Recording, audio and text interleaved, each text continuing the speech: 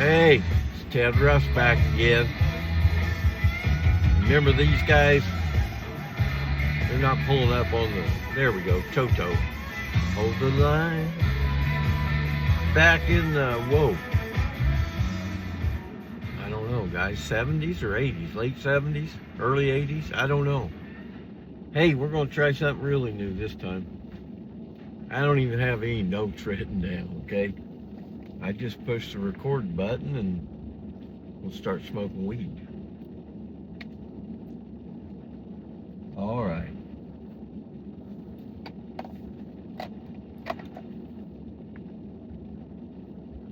Another big old fatty. This is an old blunt.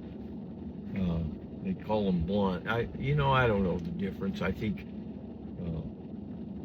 I've heard of blunt in the African American community. Go smoke a big blunt, and I bought pre-rolls because that's what we call them, pre-rolls. They already roll them, same shape and everything. Pre-roll is 1 gram.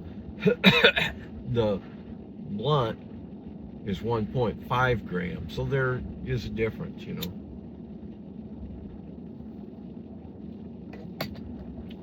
Basically, what it says is African Americans know how to party a little bit better than the white folks.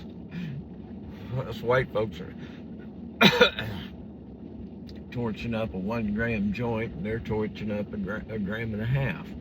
It's about 50% more than what we can handle. That's one reason you should always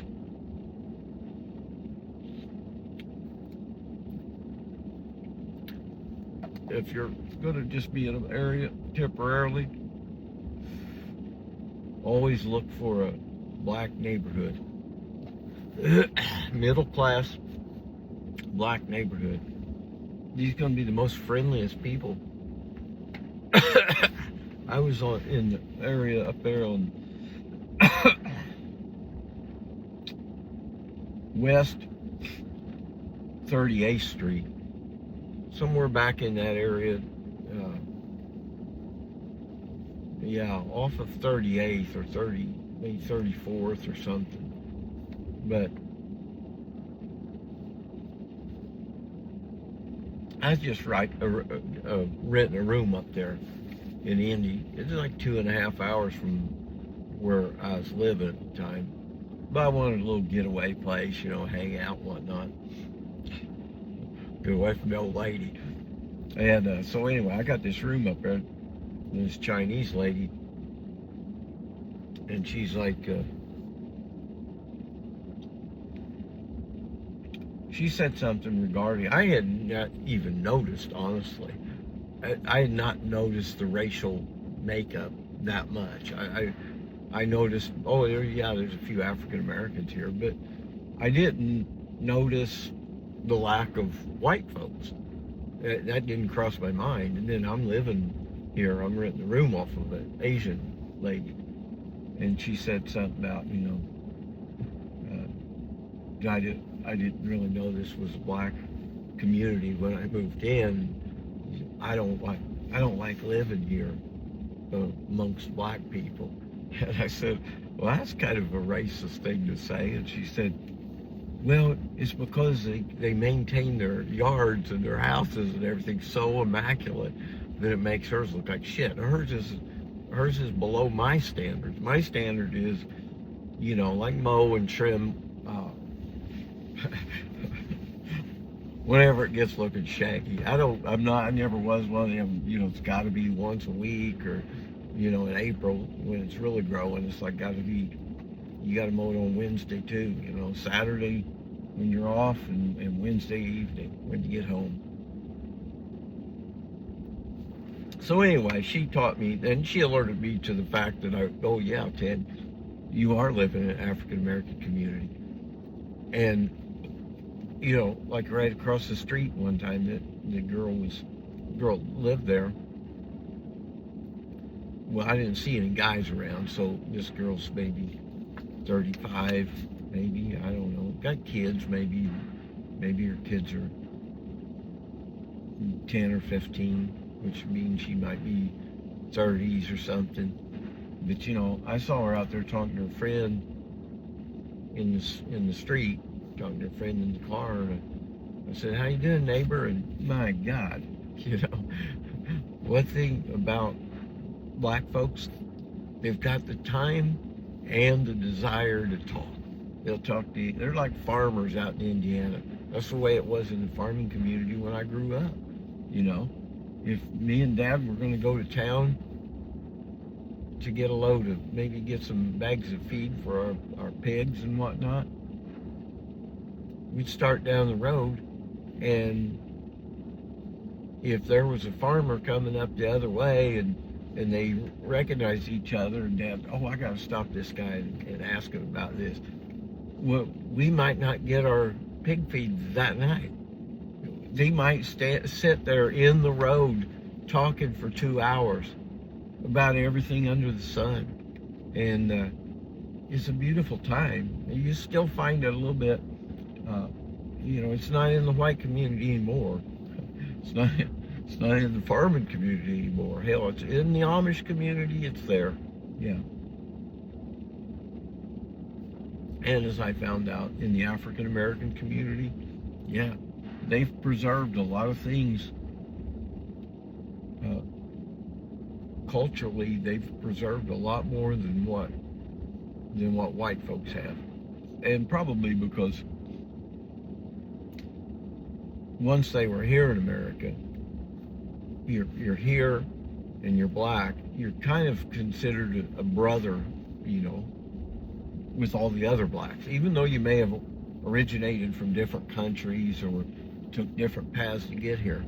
And it's kind of similar with whites. You know, a lot of people think, they look at a little cross section of my county and they're like, yeah, it's all white folks, all the same.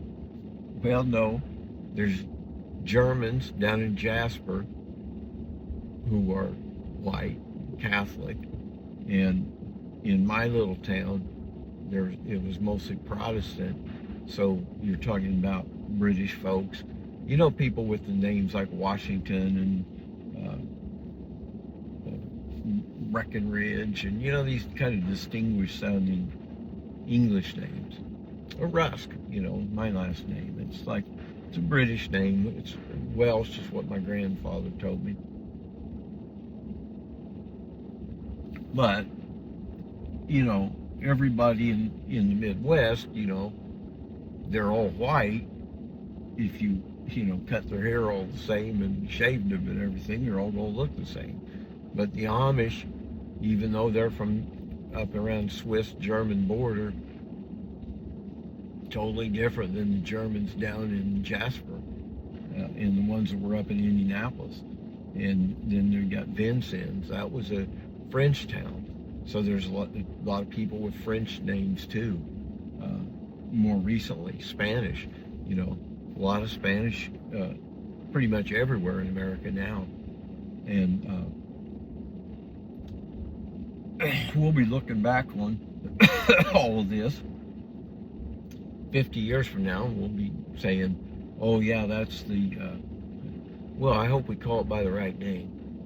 That's the period where capitalists won the cheap labor campaign.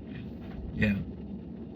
They had the factories leaving the country, and they had the immigrants pouring in to do the rest of the work. Whatever we couldn't pack up and move out, you guys come in and do it. And we're going to pay you like slaves. We're going to get you here under false pretenses. And once you get here and you figure out now, you know, because you're sitting back in your home country, you hear $20 an hour for McDonald's workers in California. You convert that back to Filipino pesos, and it's like, okay, 50 times 20, you know, what is that, 1,000? That's 1,000 pesos every hour you work. And they're like, fuck, I gotta get to America. But when you get here and you start working, and you find out your apartment, if you want your own apartment, it's $2,000 a month. Your $20 an hour just barely scratch the surface of that. Then you gotta have 2 roommates in a 1-bedroom apartment just to make ends meet.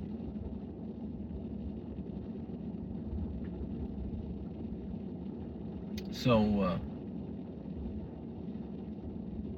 anyways, but, well, I don't even know. We wasn't planning on really talking about anything in particular, but here I feel like we've already covered about every essential topic known to man.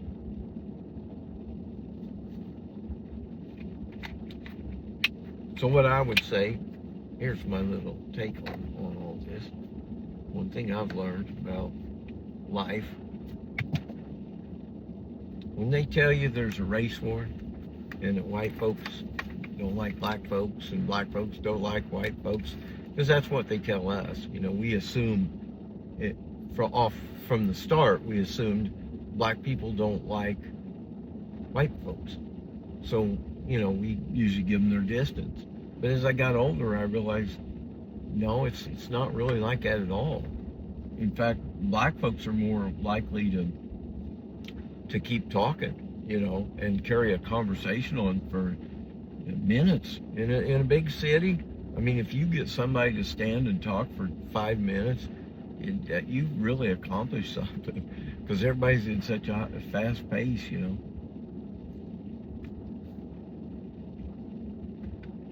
So anyway, here's what we're going to go to. We were talking about, oh yeah, I was giving you my opinion on that. When they tell you there's a race war, that's what they want you to think. Because we're both on the same pay scale. Whites, blacks, everybody living here is on the same pay scale. Most of us are making less than half of what we should be making. Some of us are down several times what we should be making. And I'm not just pulling this off the top of my head. I'm basing it on over 100 years of wage growth in America. Okay, about 1880 up to about 1980, 1990, somewhere in that range. That's when we basically fell off. A lot of the leftists will call it falling off the productive scale. That is, the work kept getting more and more productive, so the people doing the job are much more productive, but they're not sharing in the gains. Okay, that's what happened. And again, you always end up banging back on capitalism. Okay, capitalism does a lot of good things, and it does a lot of good things right. But there are certain inevitable issues that will always occur. Always. Just like if you sit down and play a Monopoly game. If a group of 4 guys want to sit down and play a Monopoly game, and they're told, I want you to make this game last as long as possible, but you only got so many seconds to roll the dice. You keep the game moving, but by not buying land, or by by one guy buying land, play it and see how it goes. Play it and tell one guy, whoever wins this game gets $10,000, so that we're really got 4 guys in there that are really good playing to win. Okay, how long is that game going to last? I don't know. I'm guessing they're going to be about the same, because I've never sat down and thought about a Monopoly board, but it's mainly everybody. Everybody that wants to survive is going to have to figure out a way to purchase. Right? You're going to have some rental income. Otherwise, if you're just rolling around the board, falling on properties and getting taxed with a utility tax or whatever, it ain't going to work. Your money's going to run out. This is the same thing in real life. You can have a good time if you got some money banked up. And then at some point, it's time to kick her in the ass again. I've had a lot of lulls in my life where I took, man, I've taken years off of work in the middle of everything.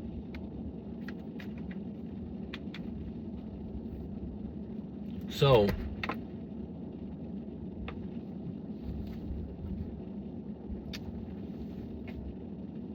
yeah, that's what we're going to conclude. They've taken our time and our money away from us. And these are essential to have a healthy life. Like when I'm telling you about going to get hog feed, and my dad runs across the farmer. As soon as he pulls off our property, there's a farmer driving by, and they start talking, and they might talk till the sun sets, and we'll get our pig feed tomorrow. We're not quite out yet. It's okay. That kind of leisure time,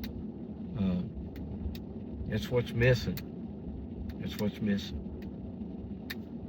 And it's what's making America unhealthy and unhappy.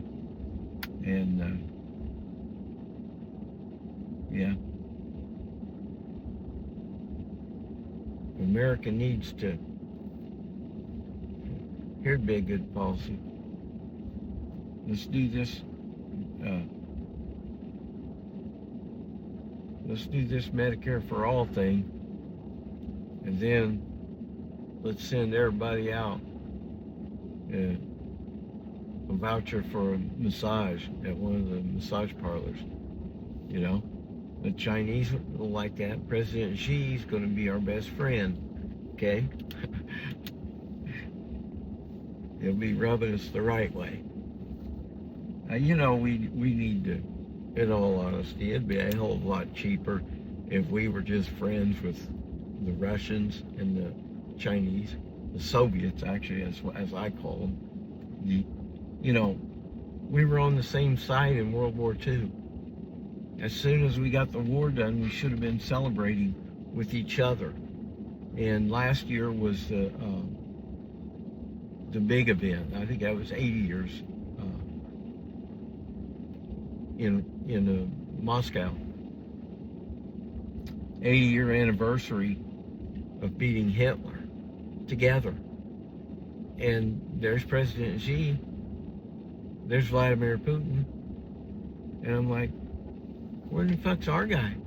You know, I would have liked to seen Americans here. You know, let's get back to being friends like we were then. We went on an anti-communist crusade, which is what Trump's on now, right? He's getting so fucking worn out. I mean, he's dragging up shit from the 40s here. We're gonna go purge Hollywood of all the communists and socialists and what's these fucking Democrat socialists. You know, I think that's what's trendy now is. Oh, I'm not a Democrat anymore. That party's corrupt. I'm a Democrat socialist, DSA or whatever it's called. Really? What's that mean? How do you vote? Well, we don't have anybody on the ballot, so we vote blue. Blue no matter who. I'm like, oh, hell, fuck it. Here's the deal. There's Trump lovers and there's Trump haters. And both groups are just a bit off, man. They're not thinking it through correctly. You know, if you're following the blue, no matter who, you're just not paying attention. And if you're listening to anything Trump says, man, wake up, man. Our country could be a hell of a lot better than what it is. We all know that. We feel it. We all feel it inside. That's why we're all, you know, every poll that comes out, there's going to be, you know, all Americans are at their lowest point, and, you know, Congress has about a 12% approval rating and shit. Yeah, no kidding, man. These guys are doing a terrible job, have been for decades. And I'd say it's high time that a bunch of us got together and, you know, go here on my show and we get a group together. You share this one and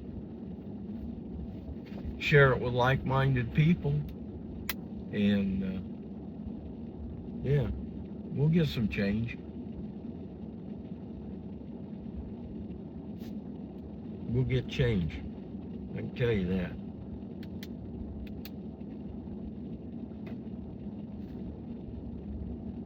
Okay. What else are we going to talk about? You know what? We've burnt 20 minutes. Let me just I'll do another video of 20 minutes rather than, if I do a 40-minute one, the son of a bitch takes the whole next day. The one I did yesterday is not even on YouTube yet because it takes more than a day to download it. So, rather to have two short ones. All right. Peace out, everyone. God bless.